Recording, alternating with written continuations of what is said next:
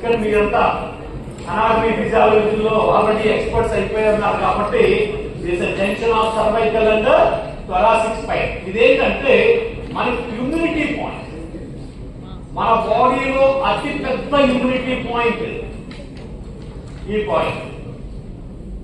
దీని మూలంగా చికెన్ గున్యా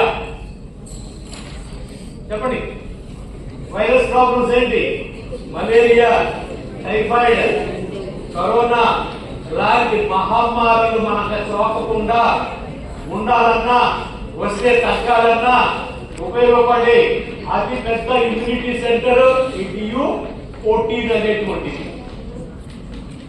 సరే, ఓకే. ఇప్పుడు భారతీయ సాంప్రదాయం గురించి మాట్లాడుకుందాం. మనం భారతదేశంలో బిడ్డ పుట్టగానే ఫస్ట్ వేసేది గొలుసు. ఆ గొలుసు ఈ DU14 దగ్గర వేలాడుతూ వచ్చి ఈ REN 17 REN 14 దగ్గర ఏలాడుతూ ఉంటుంది బిడ్డ. మీరు దేవత ఆకారాల అన్నిటినీ చూడండి, 3 గొలుసులు ఉంటాయి. REN 17 దగ్గర ఒకటి, REN 14 దగ్గర ఒకటి, REN 12 దగ్గర ఒకటి. అంటే ఆయా మెరిడియన్ ఈ అమృత బిందువుల్ని ఎల్లప్పుడూ వాడుకుంటూ శక్తివంతమవుతూ ఆరోగ్యంగా ఉండేలాగా ఉపయోగపడిన ఆభరణాలే ఈ భారతీయ ఆరోగ్య సంపద అని చెప్తూ